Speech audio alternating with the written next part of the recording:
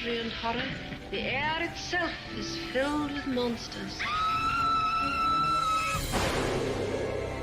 Children of the night, what music they make.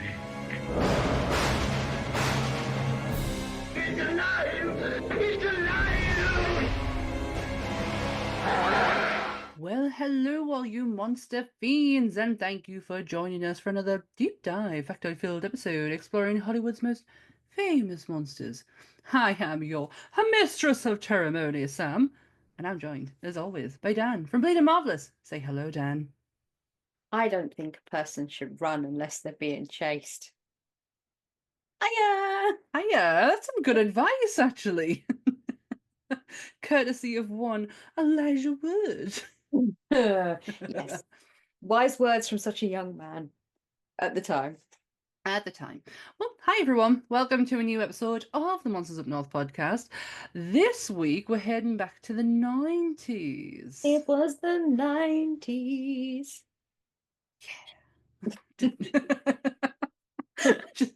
just don't know why I felt Jazz Hands was absolutely necessary at that moment. Just got the urge. Yeah, we're going back to the 90s with The Faculty. Or I'm going to... You're in England. The film should have just been called Teachers. See, there was a show called Teachers. There was, it had Andrew Lincoln in it, but I don't think this is anything like that. No, I don't think little creatures were trying to take over. No, I don't think that. It would have been interesting though. Imagine Channel 4 doing something like that. Hey, they did that zombie program, that Dead Set. Yeah, that had Davina McCall in it, didn't it? Did she die? Did she die though? Did she die? I think she became a zombie. Oh, good. It's been a long time since I've seen that. I totally forgot all about it then until we mentioned Channel 4's horror malarkeys. Anyways, The Faculty. I'll do the disclaimer and then we'll crack, because I genuinely thought I would have nothing. I got quite a bit. It's quite interesting as well. Hopefully you'll stick around to find out. Sure. Everything discussed in today's episode is our opinions and our opinions alone. If you'd like to discuss anything from today's episode, please come and join us on our socials, or you can join us in the comment section where we can have an open discussion. But what we won't have is anyone coming for us and telling us our opinions are wrong, because we can all agree to disagree in fandom. So let's keep it fun, keep it kind, and keep the toxic behaviour out of nerdism. Don't be a dick. Don't do it. No. Nah. No. Nah. Yeah. Kind of got a bit of a shock on who directed this, you know. So The Faculty is the 1998 science fiction horror film directed and edited by Robert Rodriguez with a screenplay by Kevin Williamson. We'll get into that in a minute. With a jam-packed cast like Jordana Brewster, Clea DuVall, Laura Harris, Josh Hartnett, Sean Hattersu, Famke Jensen, Piper Laurie, Bebe Neuwirth, Robert Patrick, Usher Raymond, Jon Stewart, and Elijah Wood. The students of Harrington High always suspected their teachers were from another planet. They were right. As Monsters Up North brings you The Faculty. I said all of their names without hesitation. It's a miracle. I'm never sure how to say Famke Jensen. I'm still not entirely sure if that's how you even say it. I don't know. So that's what I shall call her if I am wrong. I completely accept it, but I'm going to own it, and I'm giving you a warning now. That's what I'm calling her. So there. She gets called Jean Grey in my house, so much easier to say. The Faculty, 1998. I remember this movie coming out and just being a constant in my life. Mm-hmm. This probably got played more than Scream when it came out. I think they were on par for me. I did play the soundtrack till I ruined the CD. So I'm not surprised. Absolutely banging soundtrack. Yeah, that's the one thing I will say. The soundtracks for Scream 2, and this one were like the most played in my caravan when I used to work at Butlins. Because this came out in 98. I started there in 2000. So by the time this came out on VHS was around 2000. Oh, yeah. You never had an instant release like you do now, kiddie winkles that are listening. It wasn't like 3 months in the cinema and then boom, it's on streaming in 4 weeks. You had to wait 2 years for a VHS and 4 years for TV if you were lucky. So this came out on DVD or VHS like 2 years after. So it was straight when I'd started Butlins.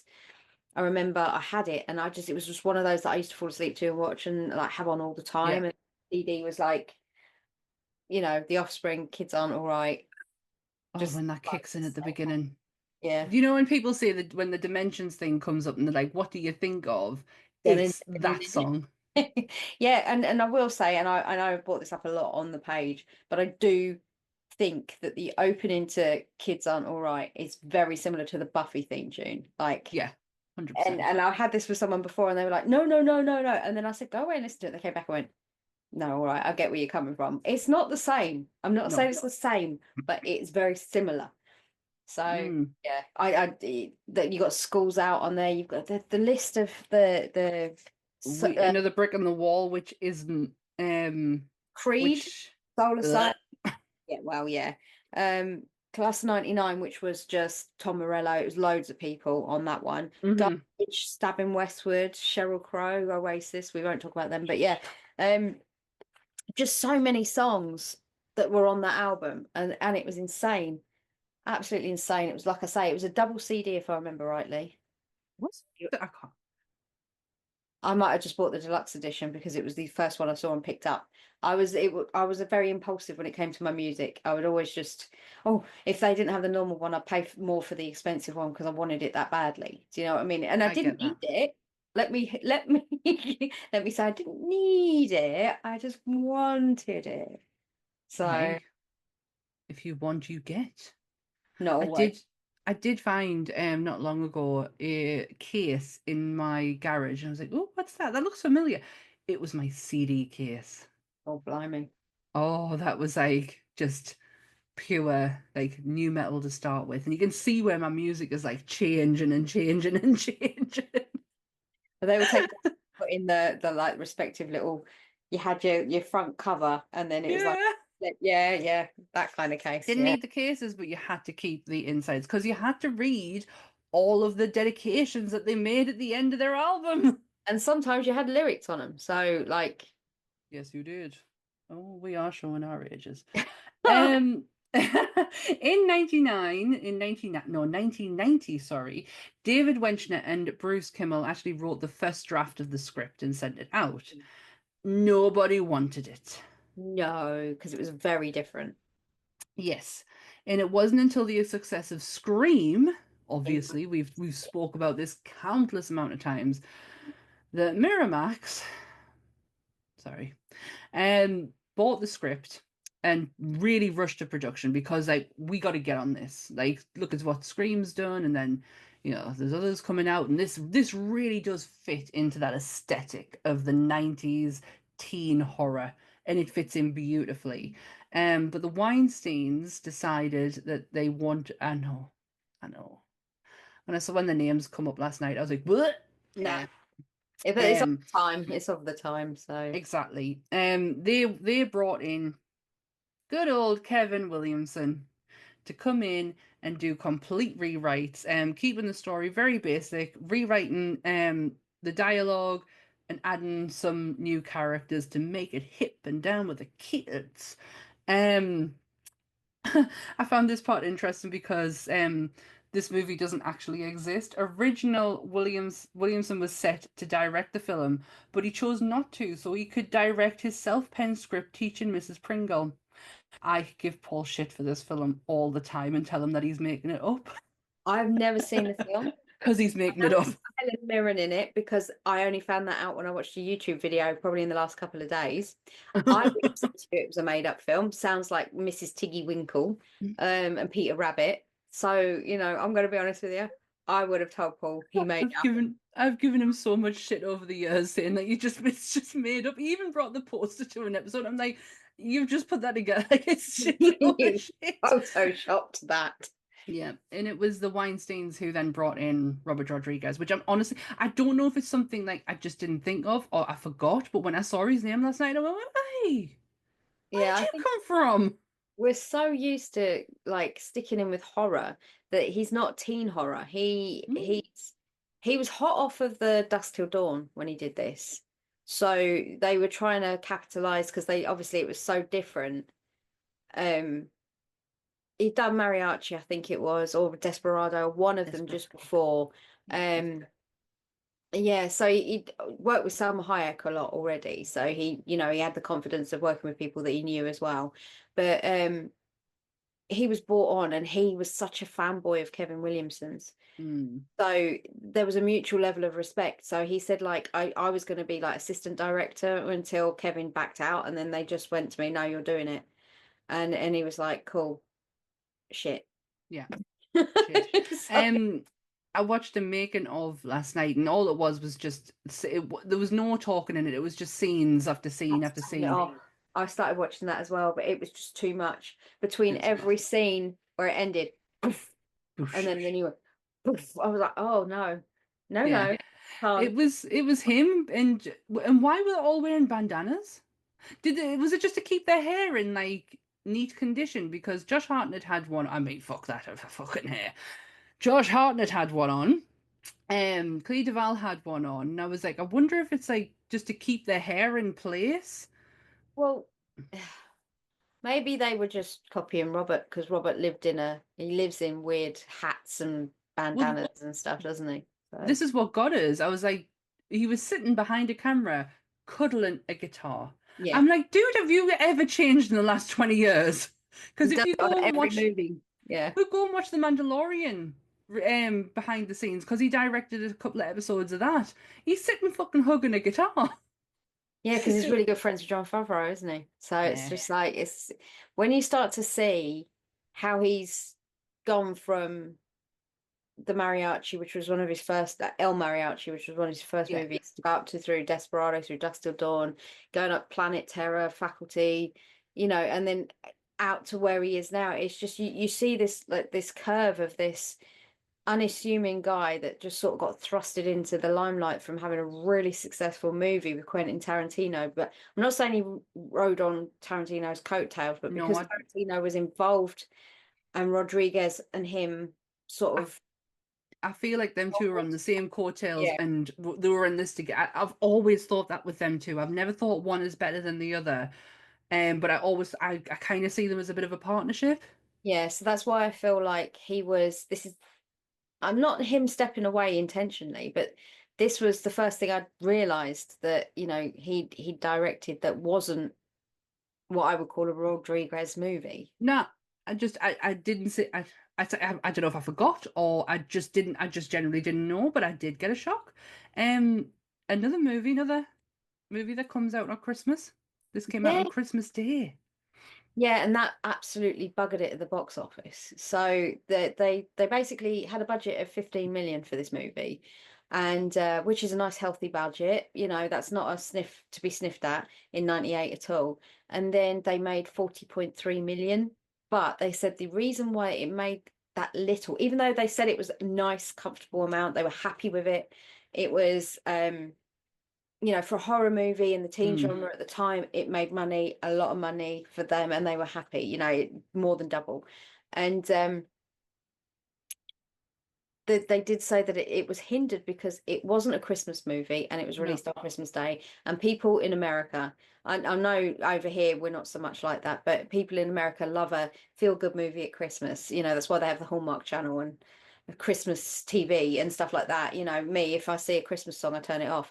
So, I'd be more inclined to watch something like this at Oh Christmas yeah, than I would be to go and watch a Christmas movie because I remember Scream coming out around about Christmas time, it was and December time, wasn't it? I think Mhm. we did cover it in our episode. So after this, do go back and listen to that one. Thank you. Goodbye. So Forgot we did Ghostface. yeah, we did. It was our most popular episode on Spotify last year. It was. As much as Kevin Williamson gets the credit and massive credit, might I add, he didn't actually like he just came in and did rewrites and kind of tidied things up. Um, so that because it was huge, it was like his name took up the whole screen. But And the yeah, thing was, they got in trouble. Now, I don't know if they ended up having to buy them out, but the Writers' Screen Guild mm, became involved with it because they weren't credited with Kevin. Um, because I get it. it basically says directed by Robert Rodriguez, and then it says screenplay by Kevin Williamson, which is correct. He wrote the screenplay, but then it doesn't say written by, and then the two other guys. So that Yeah. I don't even know if they get a nod in the final credits, but they didn't get a nod in the big, they do the bangers at the big, at the beginning of the credits where you get the big full page thing. So there was a whole issue with the Screen Writers Guild because they were saying that it was it goes against that it goes against that the policies they will have to sign up for to not be I get it. stuff. So yeah, I get it. I'm constantly bitching and moaning that, comic book creators don't get their right um credits in things. So yeah, I understand where they're coming from. One thing that I never picked up in this movie until I started doing research, and this is probably just me being completely and utterly, we I think our listeners might realize by now that I just watch a lot of shapes and colors, and sometimes like it doesn't land with us. This movie is a movie of homage, complete and utter homage, and it isn't until it's pointed out to us that I'm like, oh shit, well shit, whatever. And not only did I have it pointed out to me by research, and I then bored the shit out of my husband last night while we were watching it and pointing it out to him as well. There's so many little nods to the actors who are in this, other movies that have other movies that have like come out. I'll give you one for example. The drug testing scene where they're all in the room is a homage to the thing. I'm yeah. looking at I'm looking at the word it and the thing like near each other. Yeah, there's a homage to the thing. And if Um, Vincent's head when it crawls off is also to the thing. When we call him Shooter McGavin, but yeah. Elijah Wood's dad, when he says to the coach, "Good, have a good game tomorrow," he goes, "Will do," and he does the finger guns, and that's to Shooter McGavin. One of the thing for me when I caught that, I was like, please say it, and I knew he wasn't going to say it because, like I said, I've seen the film 1,000 times. You eat pieces of shit for breakfast. I was like, please say every I time. eat pieces of shit like you for breakfast. You eat You pieces of shit shit. for breakfast? No, No. you do. I'm not gonna lie. Kind of looking forward to Happy Gilmore too. I am that film for me. It was so ridiculous, and that was where I first found Adam Sandler. Now we're not talking about the Adam Sandler that everybody knows now. We're talking about the Billy Madsen, the Bulletproof, the Happy Gilmore, the Wedding Singer. That for me is Adam Sandler. All this stuff now. Actually, apart from Gems, the Gemstone one he did, which was him playing straight, which was a real eye opener. That Is the that guy where he's winning the awards for? it's the one where not the one where he's in space with this. No, where he's the diamond Dealer, dealer or yeah, something. yeah, Yeah. that was a shock. I was really shocked the guy can actually play, he can act, and I'm not horribly, but he's so typecast himself over the years. For the last 30 odd years, I've seen him being the funny guy, what you looking at, Swan? Do you know what I mean? It's like my life has revolved around random quotes from yeah. the movies. So, I have such like I've said before, I have such a soft spot for the man, and he has put himself in a position he can do what the fuck he wants. Like he really has, and he can, and not just from that movie. If you've ever watched Spanglish, the dude can act. The dude can do romantic comedy. He can do serious. He can do stupid comedy, and I do draw a line at some of the stupid comedy, like the I know my sister absolutely loves it. The one where he plays the man and the woman. Oh, he plays his sister. He plays like him. oh, I know the one you're talking about, but I don't know the name of it. No, I can't remember. My sister absolutely loves it. The hairdresser one, I love it because my mum's favorite singer of all time is Dave Matthews. Like I've seen the dude in Florida. She's seen him everywhere she possibly can. She even met him in a Frankie and Benny's once. And he's in that. So I kind of have a little soft spot for that one. But there's and the one with them Andy Samberg, I can't watch that either. It like there's a level of comedy that I can't even get away with. But I love the man, and I can't wait to see Shooter McGavin back, and it's gonna be great. Sorry, it's got on Adam. That's 2 weeks in a row, by the way. Well, Robert Patrick in this now. There's the nods to T2 when he's running. The running. It's the he runs exactly like the Terminator, the T1000 in T1000, this, as he does in that. There's also Mrs. the really old lady, the teacher, when she doesn't I can't breathe. She can't assimilate. They're saying that was a homage to The Shining, where he's where when Jack is in the room 237 with the lady he thinks is beautiful, and then when he sees a reflection, she's all mottled and stuff, and they were saying that was a homage to that. Yes. The fish, the I don't know what we're calling them, the little alien fish dudes, tadpole things. They were a homage to H.P. Lovecraft in Shadow over Innsmouth, because when you see the design of those in his books, they are very, very similar to what these ended up looking like. So they were saying that that's another sort of influence. Yeah. The big one that I totally got at the end of when Mary Beth started giving her speech is The Breakfast Club. Mm-hmm. You've got, if you're looking at the cast in relation to The Breakfast Club, you've got the princess, Delilah. You got the jock, Stan, the brain, Casey, the outcast, Stokely, the criminal, Zeke. And when she's doing that speech at the end, and she's like listing all these things off, like the outcast can be, and I'm like, oh shit, there it is. Yeah. Don't you forget about me. Don't know why I came out like Richard Cheese there for a second. Maybe because my nose is starting to get really pulled. Hey, Richard Cheese is a good artist. He listens to him all the time. Richard Cheese, just going off, is the Elvis cover Viva Las Vegas at the beginning of Army of the Dead. I think that's that is brilliant. Richard Cheese doing that.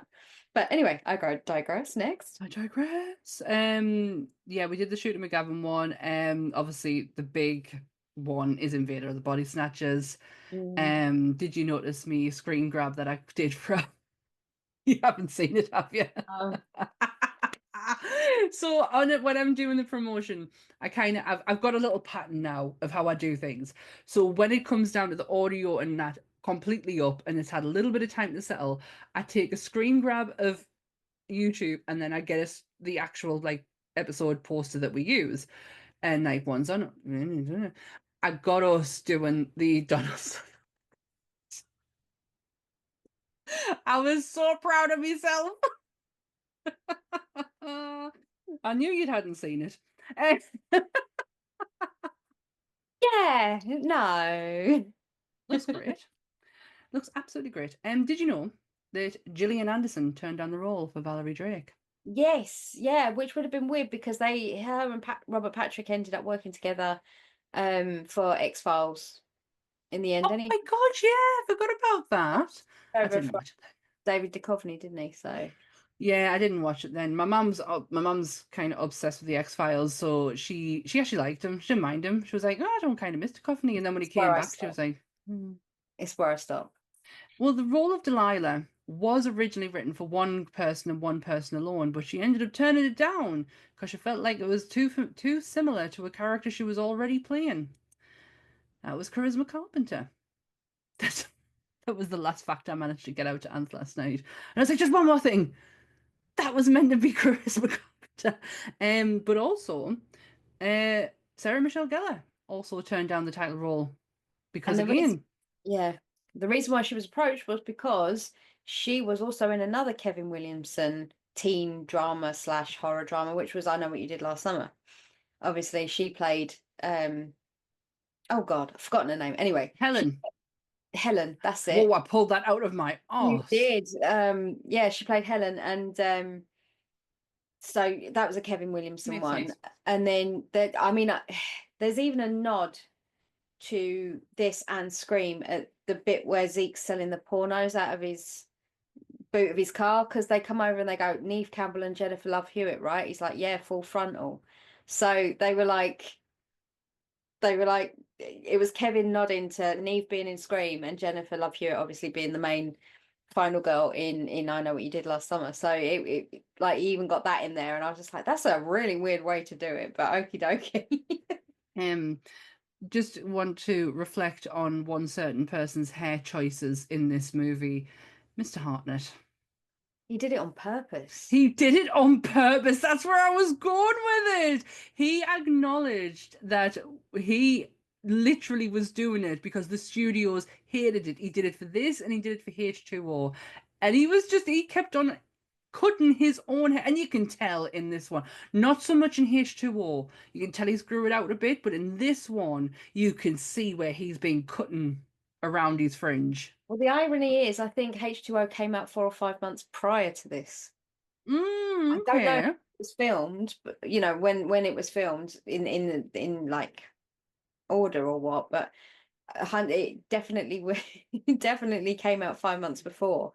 So yeah, they kept trying to get him to do his hair nicely for like premieres. They wanted him to look a bit more put together, and he was like, nah, this guy doesn't give shits about things like that. It's not important to him. So it's such a choice. But back in the day, I was not looking at how bad his hair was. Nope. But he wasn't my main eye candy in this movie.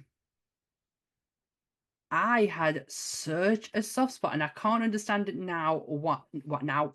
Can't understand it now because he looks like a huffy child in every scene that he's in. Like he looks so pody. It's Sean Howdesy. I was obsessed with him. I remember he did a music video with was it Wheatus? Oh God, was it? I'm sure it was the Erasure one, Little Respect. Yes, yes, that's the one. I was totally obsessed with him. But watching it last night, I was like, why is he looking like a huffy child? Like, so huffy.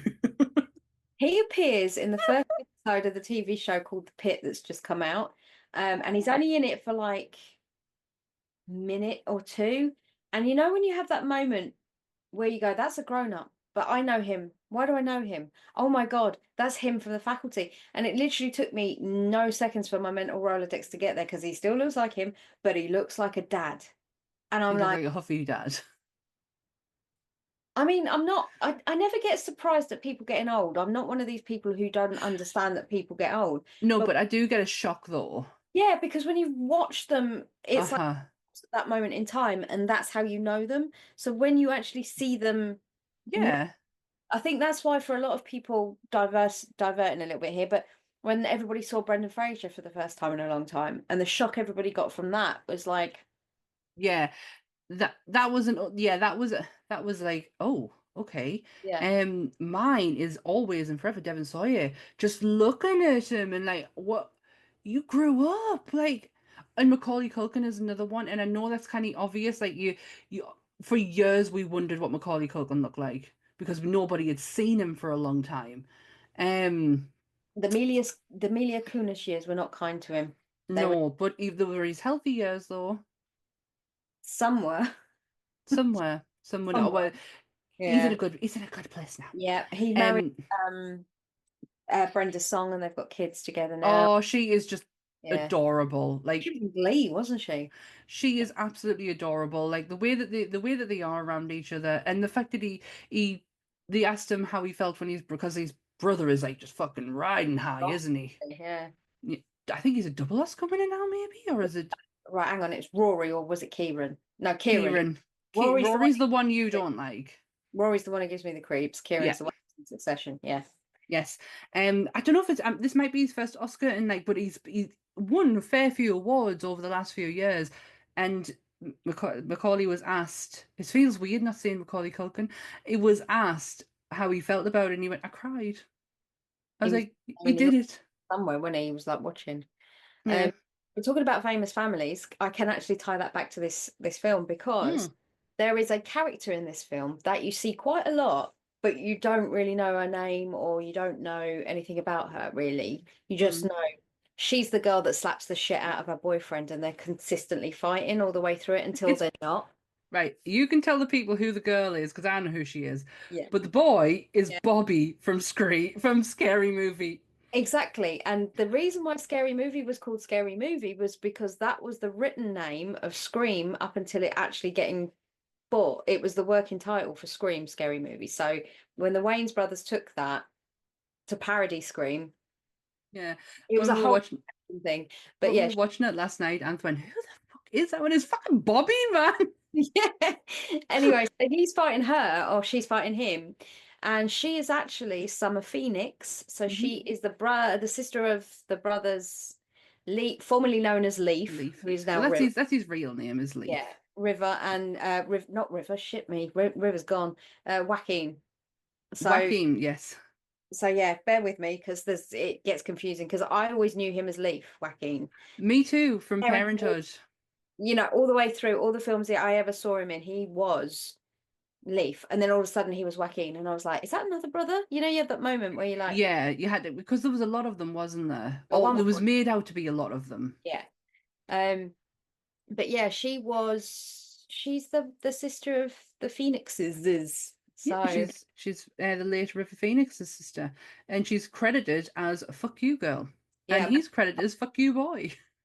so I thought, well, that's I mean, put that on your CV. That's a good old thing to put on the back of your headshot, you know. She doesn't half slap him though. That's real. That's when they're leaving they're actually going through the door, and she just cracks him right across the face. It's like, oh, bitch, you got him there. There was no holding back. No, I remember I lost my mind when I can do some really deep dives on River Phoenix, and they always lead to the same spot, the Yeah. Viper Room. Yeah, I've never been in there, but I've been outside it.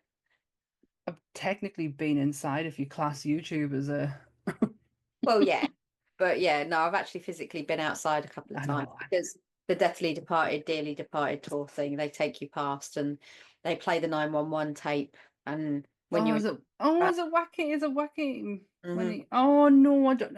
It breaks my heart. I can't listen to it.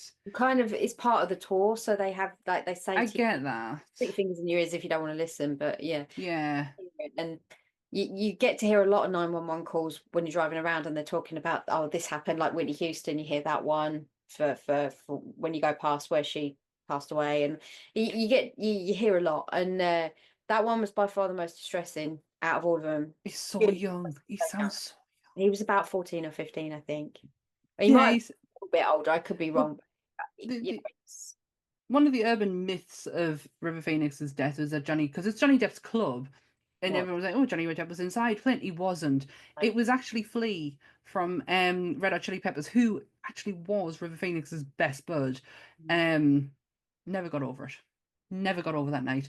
That it's so weird listening to Joaquin Phoenix. Listen to Joaquin Phoenix now to Gary from Parenthood. That kid sounds like he smokes 20 a day.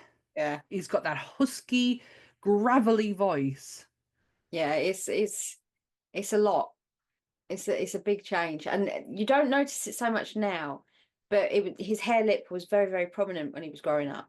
He had an operation on it, didn't he? Yeah, and It's also it was a hair lip, and I don't think he had the cleft palate, but he had the hair lip. However, he had them accentuate that when he did Joker. Like he wanted right, okay, to you see it really more. define it. Yeah, you see it more when he plays Arthur than you do when he's playing any other. Like when he was the prince in Gladiator. Prince, you know what I mean? That dude. Oh, I fall asleep during that film. The one I absolutely adore him in is Her. Is it Her with Scarlett Johansson, where he's fallen in love with his sewing machine? I think that movie is absolutely amazing. Um, Um, I don't know if that's what it was. yeah, I think it is. I think her is right. Yeah, he becomes obsessed with the yeah. I've honestly just had to retract my brain there. Like, how did we get a Joaquin Phoenix, Summer Phoenix? Speaking of this cast, this unreal cast, just gonna dip into a few people. One of them being somebody who I got called her character's name. I probably still get called it today by my parents. Bibi Unwith, who plays Principal Drake. Lilith. Lily. My parents used to call me Lilith all the time because I had black hair and a pale face.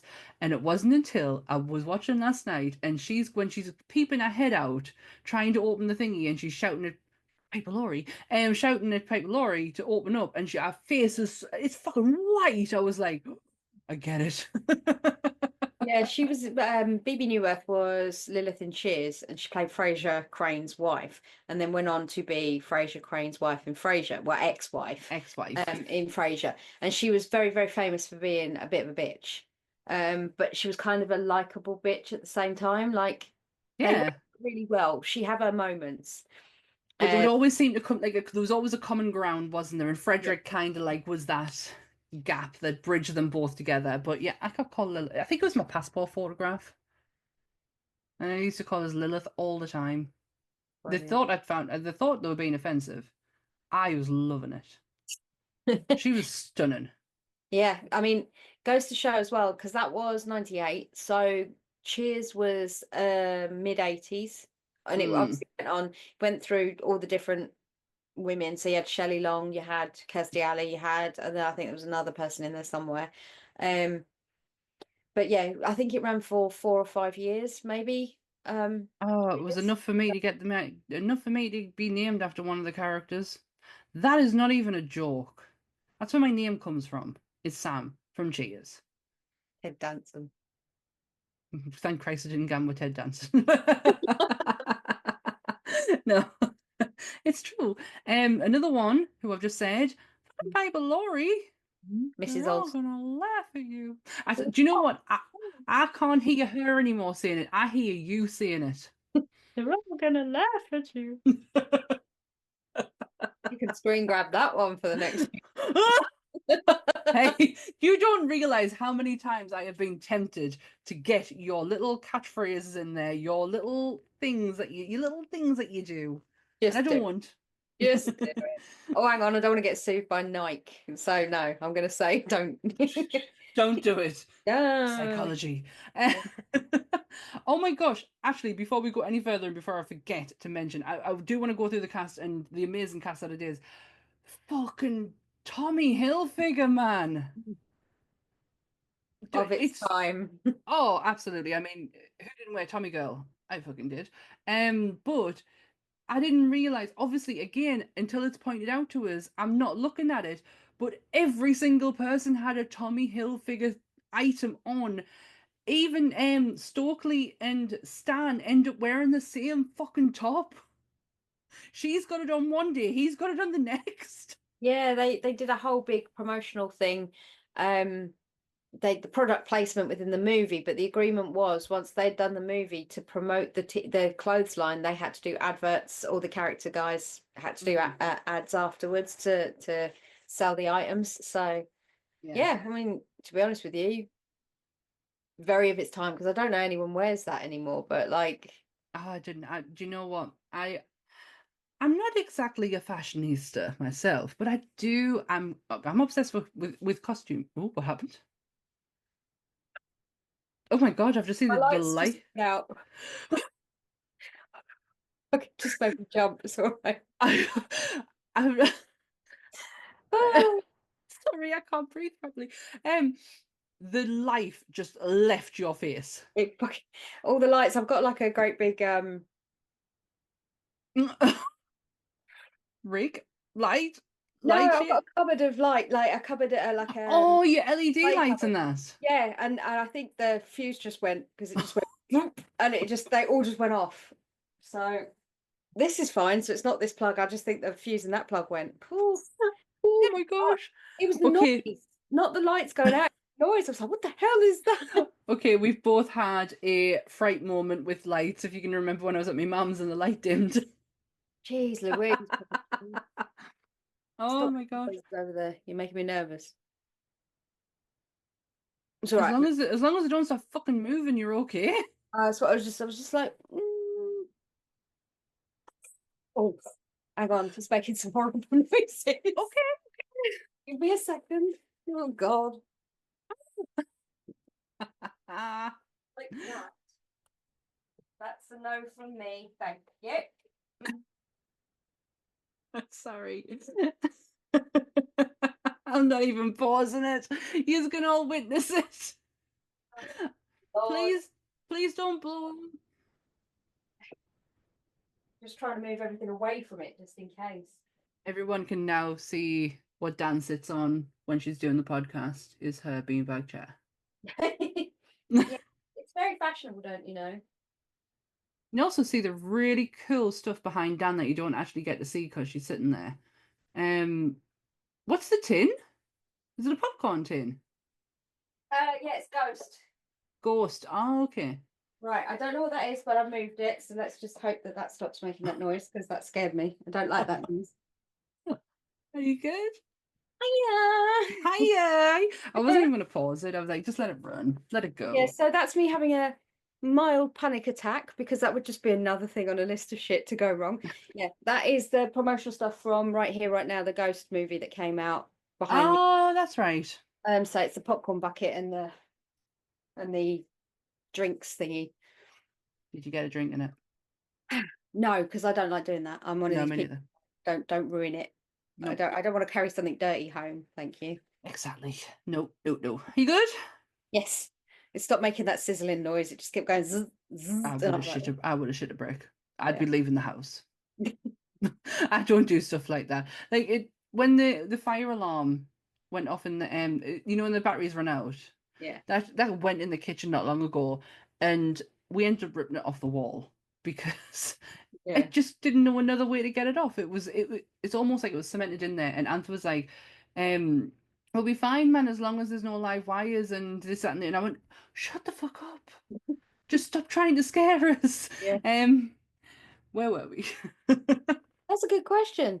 Tommy Hilfiger. That's the last thing we Yes, mentioned. Tommy Hilfiger and then the cast. We Yes, I do. Sorry, I had to get that out of my head, otherwise I would have forgotten. Jordana Brewster. Didn't know that was her from Fast and Furious because I've never seen them. She's stunning though, and I totally get the whole Charisma Carpenter thing. Totally get it.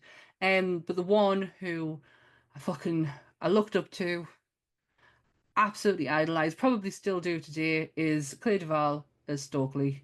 I fucking love that girl. See, I did, but one thing did bug me about her, and I'm gonna say it. Goths wash their hair. We do. It's a Is true the story. preconceived notion that we do not look after ourselves in any way. It's like we go get our nails done, we pluck our eyebrows, we wash our ruddy hair. We're not grebos. There's a level of like thing that annoyed me in the 90s when you go back and watch films and you look at goths.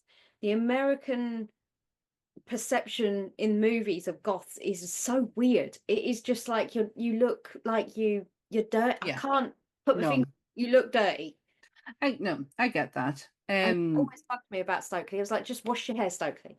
It's the line that Stan says to her where she goes, get a seeing eye dog, and he goes, well, if you didn't paint your fucking eyes shut. I love his delivery on that. Yeah, definitely. Like that bit, like because it's insinuating she wears too much makeup. So But did you notice the next day she didn't?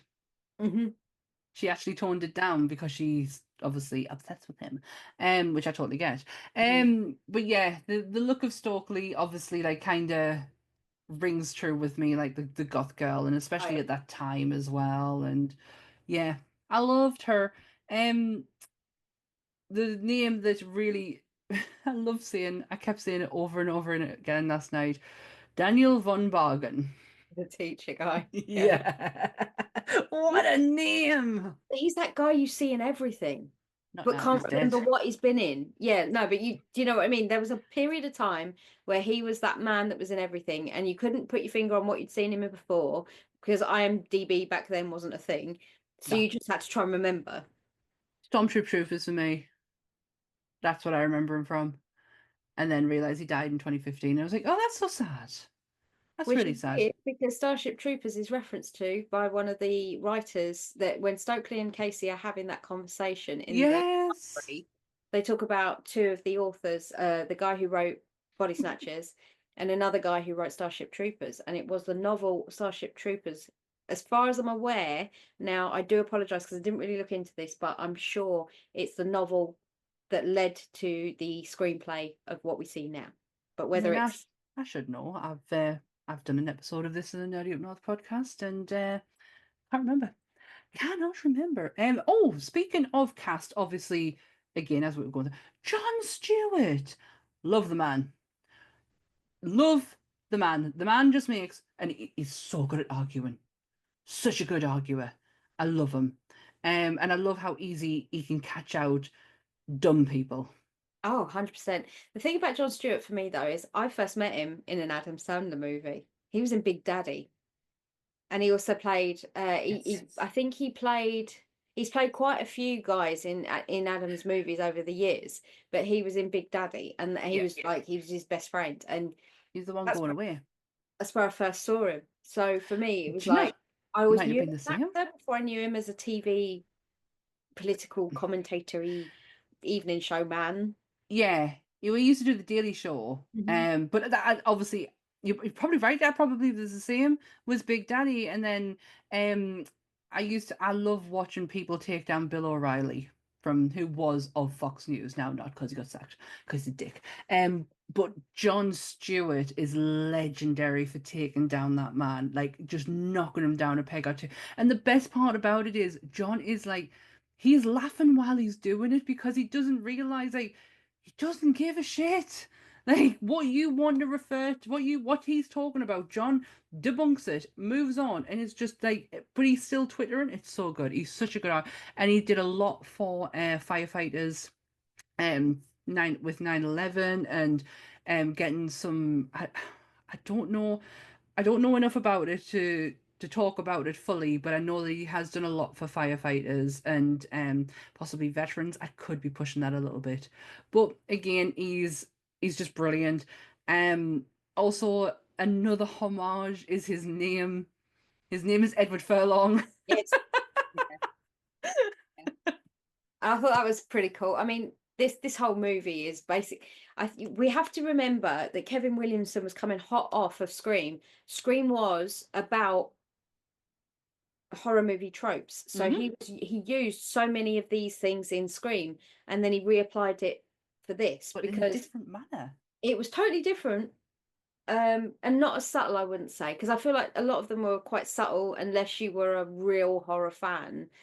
Yeah. I mean, obviously everybody got the Wes Craven dressed as Freddy cleaning Even in I got that. way, you know, but these were all these were quite subtle. But I just love the fact that at the end he's in the end credits bandaged up. And I'm like, he's got no fingers.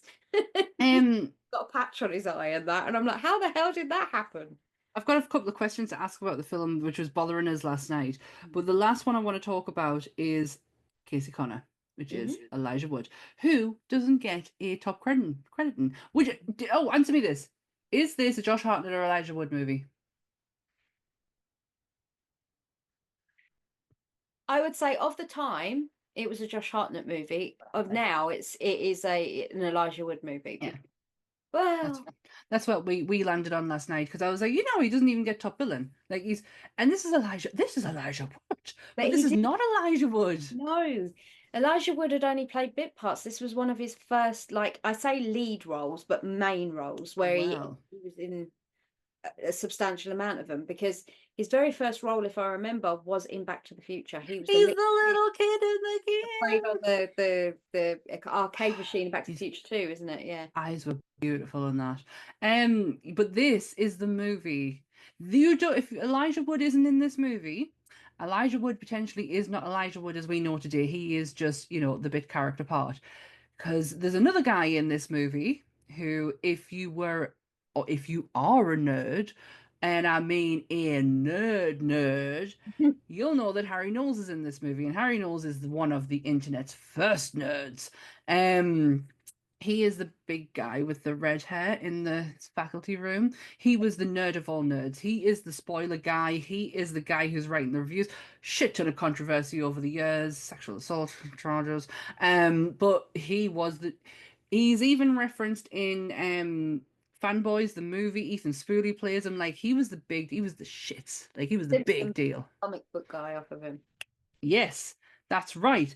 And if it wasn't for Harry Knowles having his connections and knowing what he knows, he would never have told Elijah Wood that Peter Jackson was doing Lord of the Rings and maybe you should go and audition.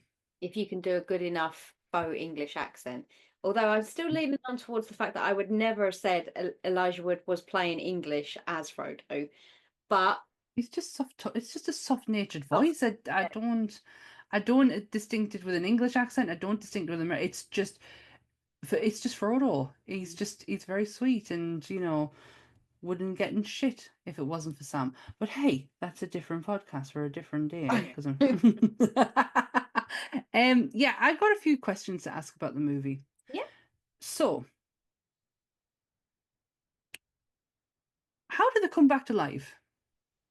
Oh, it's the drone syndrome thing, though, isn't it? Like in all sci-fi tropes, you kill the queen, everybody else still lives. But- But I can't work out how they. I get how does Drake? well, yeah, I get how they turned back up after they were murdered. So when Piper Laurie stabs her with the scissors, which is a homage to Carrie, because at one point you see her pick up some scissors. Love I've that always swipe. to do that, when she says it. Yes. Her corpse is reanimated by the little fish dudes. Get that. Totally understand that part.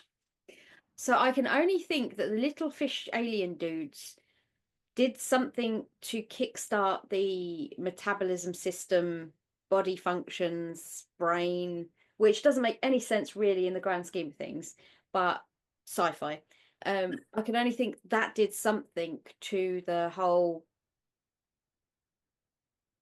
It's the fact Body? that Principal Drake gets completely and utterly dehydrated. Like she is nothing. She ain't coming back from that. I'm sorry. Also, one loses a head.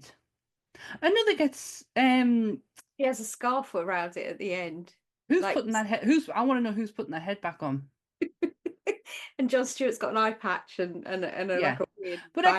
I can understand Jon Stewart's one. You only got stabbed in the eye. Like, and he just dried the parasite, that's a good word. He just dried the parasite out. But yeah, she loses a head. Fucking Principal Drake gets completely and utterly like it looks like Mummified. it looks like her insides are being sucked out. Yep. Yep. So my theory is that movie magic, but really I think maybe that's what happens. The parasite reanimates the body, but then it actually does more than that. It does bring them back to life. I don't know. I think it's just one of those things where they wanted to show a happy ending in the credits. You know what I mean? So no, I get that movie magic, and I can kind of get on board with that. It was just really bothering us last night. no, Like it's stupid as hell. I'm completely with you. It's stupid as hell. But yeah, there was also another bit that really bothered us as well. So obviously the reveal of Mary Beth. Oh, question. Did you know back in the day it was her? All along. Yeah. It was Mary Beth all along. I don't remember. I Me honestly neither. couldn't say if I remember or not. Me neither. I'd like to think that I got a shock because I'm that dumb. I'd be like, if it was actually pointed out in front of us, I still would have been like, oh God. Well, that's CGI of the time, though, wasn't it? CGI and practical effects. Mm-hmm. But the one thing that really bothered us was the drug taking scene, where she does the whole fakery of what you see is them two standing thingy sitting, and Elijah Wood sitting next to her, and she's in the middle, and you actually see her pull her head back and she's got the pen in her hand and the top's off, right? And then Delilah does her bit freak out, and and it's like, oh shit, she's fucking infected. When you go and see how she did it, the pen lid gets pushed off. With a little finger. How the fuck she picking that pen lid up? This is the intensity I was watching last night. How is she picking that pen lid up to quickly put it back on again? Wouldn't have happened. Not how fast. And how did they not see the contents fall on her fucking knee? Also, there's no fucking way in God's earth I would ever take that shit. One, I don't have that. Me congestion wouldn't even allow us. It would just fall back out again. But Well, it's yeah, not, all you're huffing is fucking Pro Plus, from what I could gather. So yeah. What did you say was in it? Caffeine and a lot of household shit. I'm sorry, but I'm not putting fucking cleaning products up my nose. I'm good, thanks very much. Yeah, fuck that. There was also another character who was in this movie called Venus, played by Kiera Jones. I don't know if I'm saying that right. Well, I And don't. was I did see a lot to do with this, and I was like, I don't know who that is. well, she was meant to be in it. She was featured in it. Was she was in the screenplay. Whether or not she shot anything, I'm not sure. It does say some of her scenes ended up on the cutting room floor, but she was a main part in it. And I think Usher ends up like replacing her dialogue kind, how much dialogue, because this is Usher's like first film. Mhm. Yeah, it was. What? Yeah, well, what did you do after? I know he did She's It's All all That. Um, he's done quite a few cameos and stuff in. Ew. Yeah, pop your collar. Yes, England does like that song, and it does exist. America, we haven't made it up, because I know there's a whole thing where they think the Americans don't know Pop Your Collar. Really? Yeah, honest to God, there's a whole thing on TikTok. Americans don't know the song Pop Your Collar. They don't think it exists. And it's like, it was one of the biggest hits he ever had over here. And he said, he did an interview where he said, oh, when I go to England, the Brits or the UK, the Brits love me singing Pop My Collar. And they were like, what song's that? Sorry. And he's like, Pop Your Collar. And they were like, Pop your what? collar. What? That's how everyone knows him over here, apart from, yeah. Yeah. And then I always just think of Little John and the Arby's advert when you're in America. E don't. It's the bake a cake. Have you seen that one?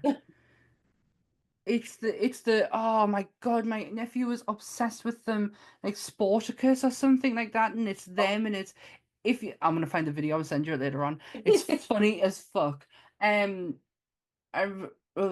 didn't Usher cheat on T-bars from what do you call it? Jason Waterfall I know what you mean. TLC. I honestly don't know, but I know there was a whole thing. He disappeared out of the limelight relatively recently.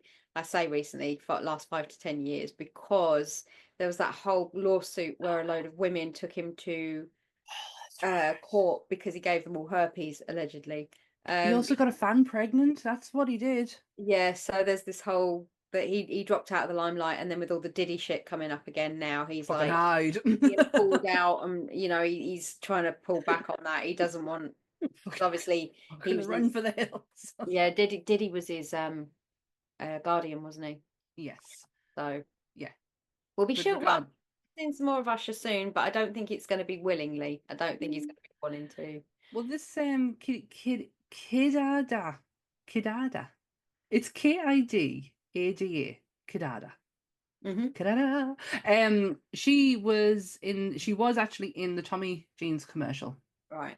So she was in that because yeah, Dan's right. They had to go and do a lot of commercials for it. So she was in it in a way. In there was a lot of conversations, and I say a lot of conversations. I picked this up in an article. I actually picked this up in a couple of articles asking the question, why didn't Mary Beth affect them? She had every opportunity to take this group of people out and just be done with it. Like, if they were opposing, if she knew that they were opposing, why didn't she take them out? I think it was something to do with when she had that conversation with Stokely, and Stokely was like, she asked her, "Oh, what happened? How did it end?" When she was talking about body snatchers, and she was like, she got it wrong, by the way. But this is the thing. That's the thing that annoyed me. She got it wrong. Stokely says, "Oh, they won and everybody lost. We lost," and it was like, well, actually, that's not what happened. They left Earth. So So they we did. won. So yeah, you kind of that bit really annoyed me. But I think Laura Beth was like listening to that, thinking, I'm gonna have some fun now because I've got the majority of people where I need them to be. They've got put their tentacles out, and they've got those people. So all I need to do is just enjoy this little Yeah. circus, and then convince these guys and see It is down to your own interpretation because there's no right or wrong answer for it. I generally think she liked them. I think Like, I there's, really think she liked them. but I think there's also the thing where the Body Snatchers was based on a book called The Puppet Master. And so I Totally think, tells you that. yeah, so there's also that element I feel that maybe they were playing on with her, with Mary Beth, because she was the puppet master. She was the one who had orchestrated everything, and she was the one just wiggling the, the strings and watching Yeah. everything. So I feel like there's that. I mean, if we didn't know it was her, we should have, because she fucking tells you in the first 2 minutes. Yeah. She she actually says the words, "I feel a little alien." Yeah, yeah. Is that because you are? But yeah, it is open for interpretation whether or not like why Mary Beth didn't, because she could have. Mm. She had the whole faculty done, who then moved on to the police, who could then move on to other citizens. Like she had that net cast wide, but there was this one group, and these are the group of kids she knows are trying to stop her. But I think it was also fascination, like I think, watching, yeah. because everybody else just was it so easy in one respect. And I think these guys are just so defiant. I think she was just so you have to remember she's an alien. She's Mhm. observing our species. So she was probably fascinated with the way that these guys were Yeah. behaving because it was so different to the other guys. I mean, I'm glad we don't ever find out how they got there. Oh yeah, I don't want to know. I don't I care. don't want a backstory. So if they decided, because I did see something that said that they were thinking about remaking this film. And I'm like, we don't need it. Stop No, I it's don't. only 27 years old, which is a long time, don't get me wrong, but that to me does not warrant, and I know you've had less time between remakes, but like it doesn't warrant a remake. It doesn't need it. This is perfect. I watched this last night. This is, and I'm not saying that's why you should because I watched it last night. But what I mean is that it's timeless. There's nothing wrong with this movie. The dialogue is fine. It's not even like touch and go with the language. Like there's nothing in there that would be deemed offensive apart from the people who fucking made it. That is the only thing. Um, I did Google the faculty, and the first thing that comes up is two, and I went, excuse me. Hmm. They tried. They tried and failed terribly. And that's all I could find out on it. Well, there was a YouTube video that popped up when I was researching, and it was only a month old, and they were saying they're going in for it again. So whether that was just old news that they'd recycled and jumped on, I don't know, but I'm hoping not because we don't need it. It's not needed. We don't. But if you are going to do it, it's a two. You don't need to go and remake what we've already seen. Don't need it. But if you, that's only if you're gonna. What I want to talk about quickly, before we start wrapping this up, is the Mhm. makeup department. And this is my memory took an absolute, like my head was hurting because I thought, no, I'm not going to Google it. I know the name and I know who this person is. And I know because Dan has told us about him so many fucking times before. And the main makeup artist on this movie was who, Dan? No, I'll let you say it. Oh, it was Howard. It was Howard Burgeon. Yes, burger. That's why I wanted you to say because I can't say his name. Yeah, I call him Burger because I think that's a I quick. get burger. Yeah. It's just how my mind sees it when I look at his surname, whether that's right or not. I'm gonna have to do the Google, where you play it. Oh yeah, Yeah. yeah. Um, he, to me, I am so upset I was in the same building as him and had no idea. And you were too. Oh, And both of us were. We didn't have a bleeding clue he was even there.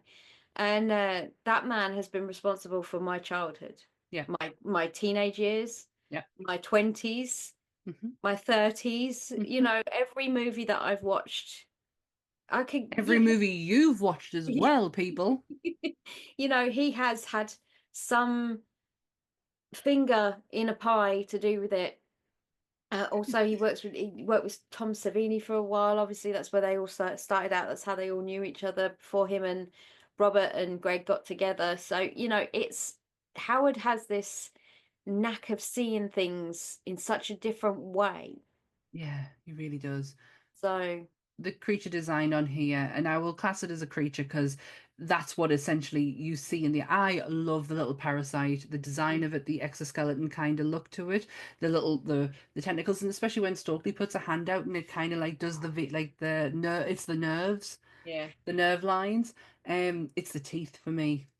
That design of them going and it's the noise as well, like very sensory, like overload in the nicest way possible.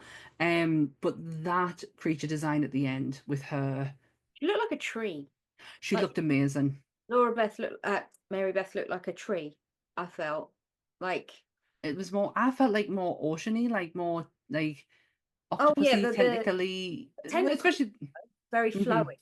But Hmm. like when she came out, that's the wrong terminology, but you get what I mean. When she showed herself, Transformed. yeah, it gave me like very like a great big tree sort of appearance because she was sort of unfolding and it was just Yeah. weird. And it was like she got all wavy and tentacly, and then all of a sudden she had legs and she could move, and I was just like, And did she move? She moved. yeah, imagine being trapped in that tiny little body Nah, that's and not. then being able to do that. Is Oh, I thought you were going to say, imagine being trapped behind them bleachers. Nah.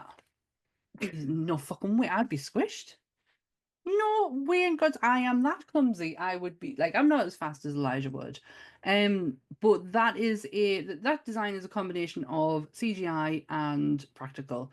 Mhm. And this is where CGI is needed and practical can be used.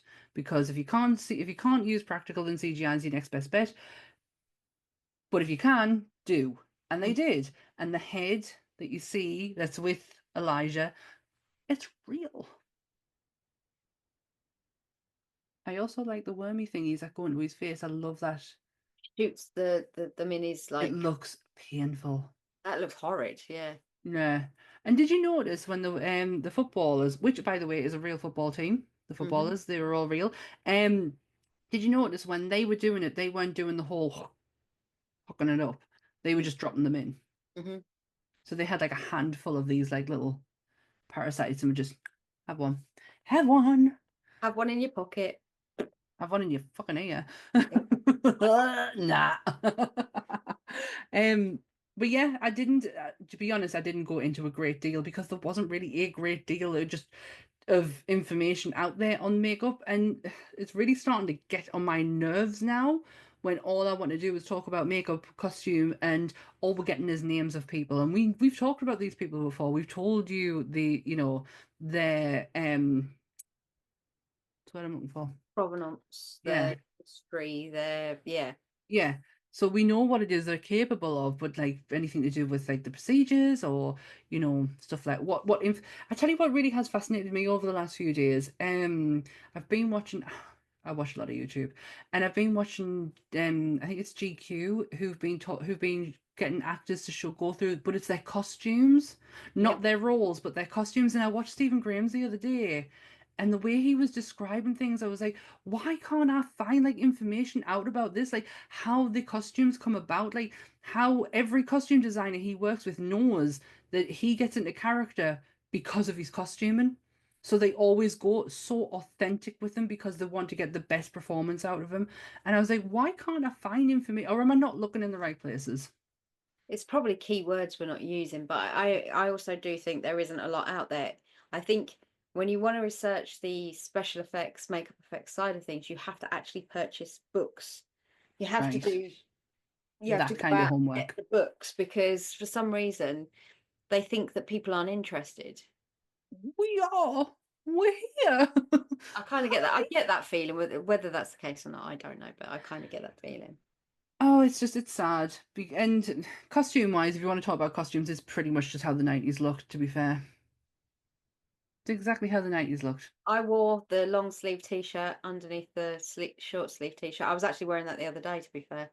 I haven't dared pulled it off since, but yeah, I Oh, I used to. do. I do it all the time from cold. Stick a t-shirt on top of a long sleeve t-shirt. Oh, no, I don't dare. Yeah, Stokely's wardrobe was my wardrobe from the age of like 16 onwards. I dressed somewhere between the boys and Stokely. I was alternating.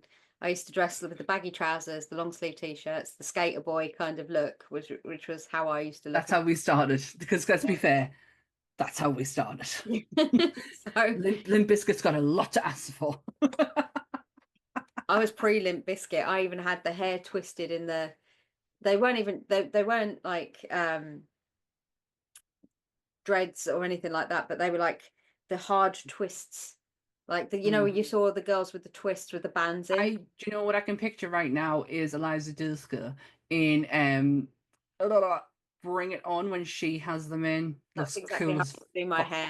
Yeah, I used to do my hair. It took forever, and I'd only wear it for a day because I get annoyed and take them out at the end of the day, and it take me like 3 hours to get them in, 10 minutes to get them out. You know. Well, how you see my hair right now is how my hair is. It's straight. It literally it dries straight. It won't curl.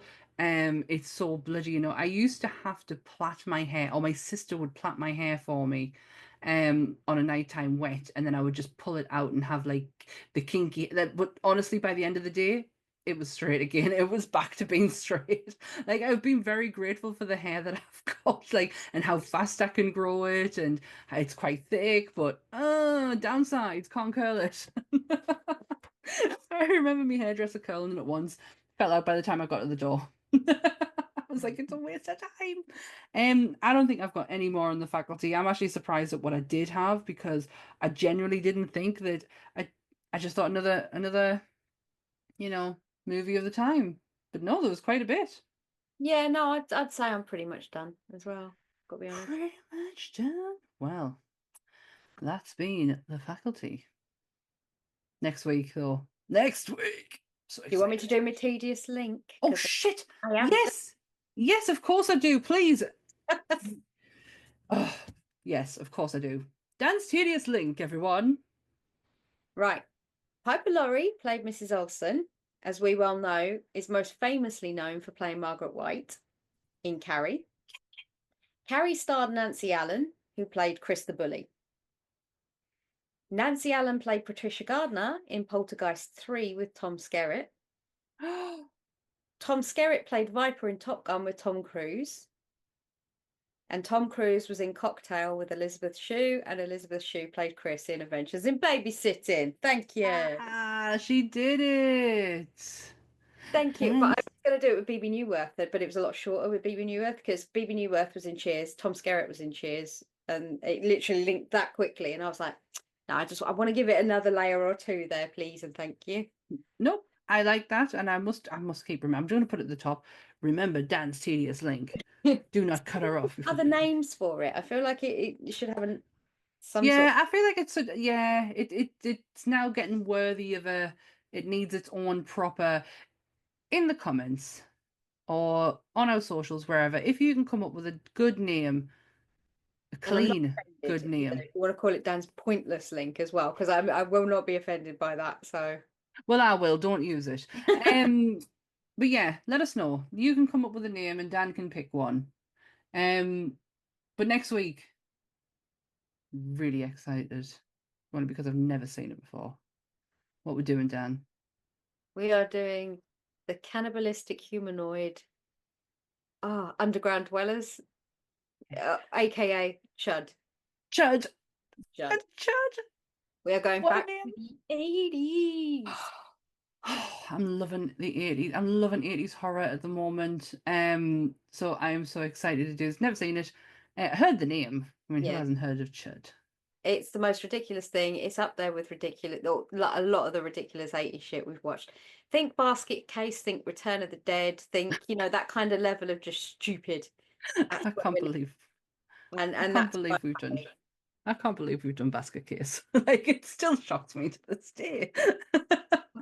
Stupid film, but it's yeah, but it is, yeah, exactly. And this is, and I loved. I think obviously again it comes back to the plot. 80s horror. I've been loving it since then.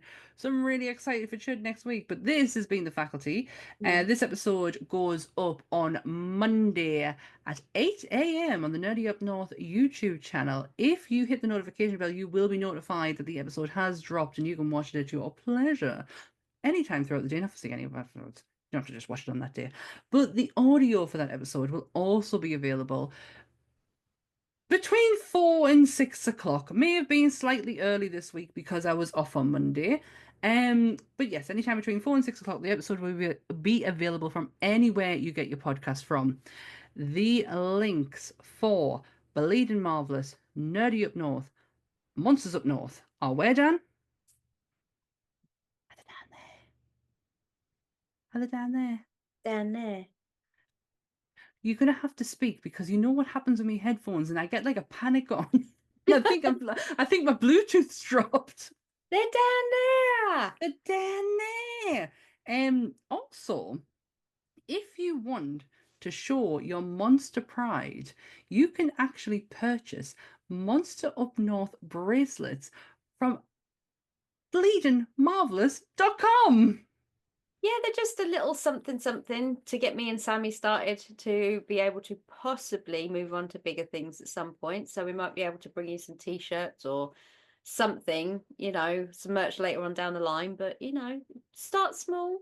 Yeah. So yeah, if you want to show, I'll be posting some links up. Because just one, I forgot. Two, two, I was so busy concentrating trying to get out the promotional side for last episode, which, by the way, got some really good feedback on. People actually really liked the approach that we took with it, that we weren't like, oh yeah, it's such a cursed movie, look at how cursed it is. No, bleh. Yeah. So we got really good feedback on that one. But yes, we are available. Our episodes are out either way on a Monday for you to either watch or listen to. Have I done it? I think you have. Fuck yeah. Well, there's nothing else left to say. Say goodbye, Dan. You're that geeky Stephen King kid. There's one of you in every school.